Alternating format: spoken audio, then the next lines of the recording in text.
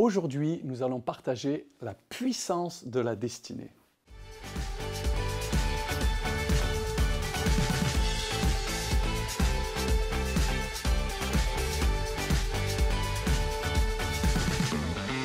J'aime ce texte qui dit dans le psaume 31, verset 16 « Mes destinées sont dans ta main, délivre-moi de mes ennemis et de mes persécuteurs. » J'aime penser l'idée de la destinée, de savoir que Dieu a une destinée pour tous ses enfants, pour chacune de ses créatures.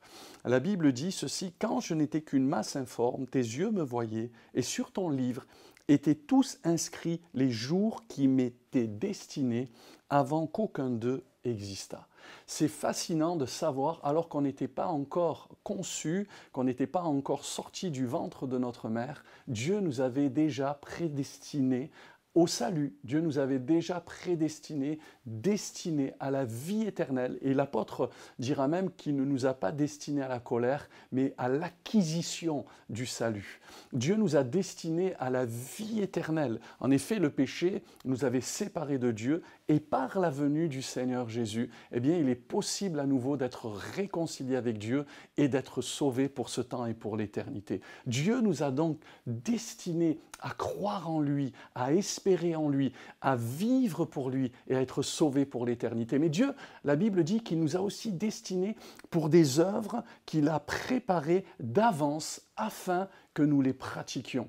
Dieu nous a prédestinés, Dieu nous a destinés au salut, mais Dieu nous a aussi destinés à vivre une vie utile, à donner du sens à notre vie. Beaucoup de gens ne savent pas ce à quoi Dieu les a appelés. Eh bien, Dieu, avant même de nous concevoir, avait déjà prévu pour nous des œuvres afin que nous puissions les pratiquer. Mais je crois, voyez-vous, que si Dieu nous destine au salut, si Dieu nous destine même à être des instruments sur cette terre, je crois qu'il y a un combat pour la destinée. Il y a une guerre pour la destinée. Le diable ne veut pas que nous accomplissions la destinée de Dieu. Savez-vous, le diable ne veut pas même que nous puissions être sauvés. La Bible dit qu'il a aveuglé l'intelligence des incrédules pour qu'ils ne voient pas briller la splendeur de l'Évangile. Dieu a prévu pour nous le salut, Dieu a prévu pour nous des œuvres préparées d'avance, mais il y a un combat pour la destinée. Il y a un combat pour que nous puissions ne pas vivre les œuvres que Dieu a préparées d'avance afin que nous les pratiquions.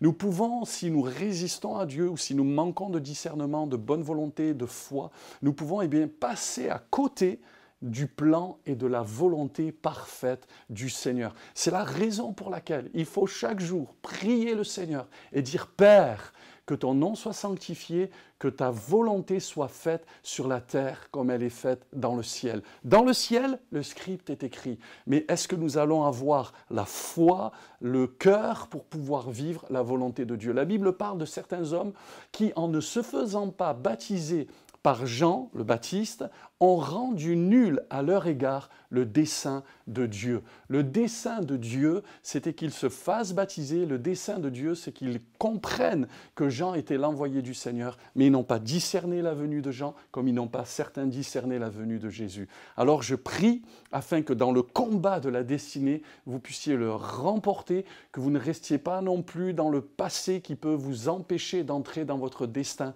pour vivre les œuvres que Dieu a préparées d'avance, afin que vous les pratiquiez. Votre destin est glorieux. Votre destin est magnifique. Vivez-le et vous verrez la gloire de Dieu se manifester. Soyez bénis.